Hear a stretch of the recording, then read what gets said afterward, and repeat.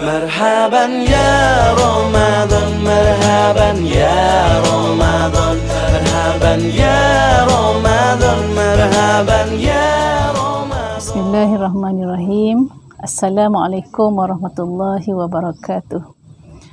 Alhamdulillah, bertemu kita pada siri Tazkirah sempena Ramadan daripada Dewan Muslimat PAS Negeri Terengganu.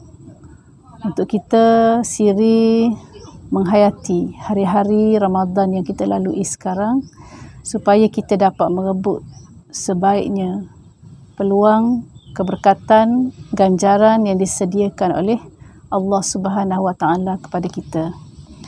Pada siri ini suka saya ingin mengulang kaji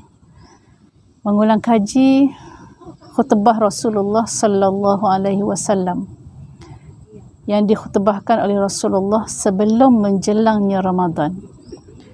Jadi marilah sama-sama kita bermuhasabah terhadap peringatan yang diberikan oleh Rasulullah sallallahu alaihi wasallam supaya kita dapat merebut segala peluang yang dihidangkan oleh Allah Subhanahu Wa Taala di bulan Ramadan Al-Mubarak ini. Di mana dalam hadis ini dari Salman Al-Farisi, katanya Rasulullah sallallahu alaihi wasallam telah berkhutbah kepada kami di akhir-akhir hari Syaban. Lalu baginda bersabda, wahai manusia, sesungguhnya hampir menjelang kepada kamu bulan yang sangat besar lagi diberkati, bulan yang ada di dalamnya satu malam yang terlebih baik daripada 1000 bulan. Yang pertama sekali Rasulullah mengingatkan kepada kita bahawa dalam bila sebut Ramadan, Lailatul Qadar, mestilah kita sebelum masuk Ramadan berhasrat, bercita-cita untuk merebut Lailatul Qadar. Jadi apabila kita sekarang sudah berada di Ramadan, sudah hampir kita kepada pertengahan Ramadan, Lailatul Qadar itu adalah 10 akhir Ramadan. Maka insya-Allah kita sentiasa bercita-cita semoga Allah Subhanahu Wa Taala memakbulkan hajat kita untuk bertemu dengan Lailatul Qadar. Yang kedua, Rasulullah sallallahu alaihi wasallam mengingatkan kepada kita bahawa bulan yang Allah menjadikan puasanya sebagai wajib. Di siang hari berpuasa, tidak boleh makan dan minum, dan tidak boleh melakukan perkara-perkara yang boleh membatalkan puasa selama sebulan. Mengapa Allah Subhanahu Wa Taala menyuruh kita berlapar, berdahaga? Itu sudah tentu mempunyai hikmah yang begitu besar di sisi Allah Subhanahu Wa Taala. Kita selaku hamba tak perlu nak mempersoalkan kenapa Allah seperti menyeksa kita. Tidak dibenarkan kita makan minum daripada terbit fajar hingga terbenamnya matahari. Sebagaimana juga Allah Subhanahu Wa Taala perintahkan supaya menyembelih Nabi Allah Ismail tanpa disoalkan kepada Allah Subhanahu Wa Taala, maka Nabi Ibrahim alaihissalam melaksanakan perintah Allah Subhanahu Wa Taala. Dan begitulah dengan kita. Allah suruh kita berpuasa, tidak dibenarkan makan, tidak dibenarkan lagi perkara-perkara lain yang boleh membatalkan puasa. Maka kita selaku hamba mengikut saja perintah Allah Subhanahu Wa Taala, dan hikmahnya kita sendiri tidak tahu. Ataupun apa ada yang kita rasa semakin sehat, kita rasa semakin tenang. Itulah di antara hikmah Allah Subhanahu Wa Taala mensyariatkan puasa kepada kita. Sebab itulah para sahabat Nabi sallallahu alaihi wasallam kalau boleh nak menjadikan Ramadan ini sepanjang tahun, bukan sebulan. Begitu juga dengan kita. Bila kita berada dalam Ramadan sekarang ni, macam mana kita rasa? Kita rasa seronok, rasa tenang, rasa penuh keberkatan daripada Allah Subhanahu Wa Taala. Siang harinya puasa wajib, malam dan mendirikan ibadah di waktu malamnya adalah sunat, iaitu solat tarawih yang tidak ada di bulan-bulan yang lain. Maka insya-Allah kita rebutlah peluang tarawih. 8 rakaat kita boleh buat, 20 rakaat kita boleh buat. Lagi banyak kita sujud kepada Allah Subhanahu Wa Taala, lagi dekat kita kepada Allah Subhanahu Wa Taala. Lailatul Qadar, insya-Allah kita bercita-cita nak merebutnya.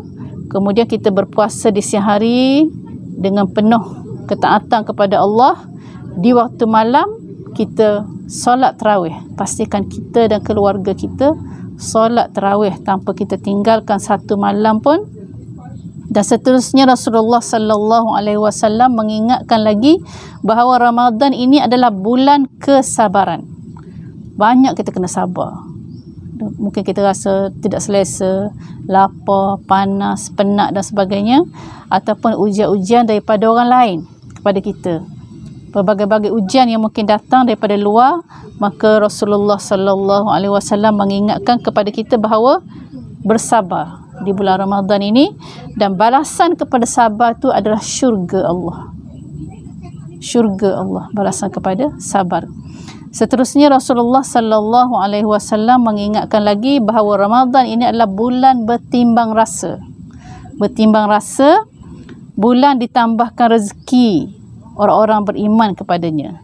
Sesiapa yang menjamu saudaranya berbuka puasa mendapat keampunan daripada Allah Subhanahu wa taala dan keselamatan dari api neraka, dan adalah baginya pahala seperti orang yang berpuasa tanpa mengurangkan pahalanya sedikit pun. Begitu besar sekali ganjaran kepada orang yang memberi makan kepada orang yang berbuka puasa. Yang pertama tadi apa? Diampunkan. Yang kedua, diselamatkan daripada api neraka. Yang ketiga, kita mendapat pahala semua orang yang kita jamukan untuk berbuka puasa. Ya Allah, begitulah besar sekali ganjaran Allah nak kurniakan kepada kita.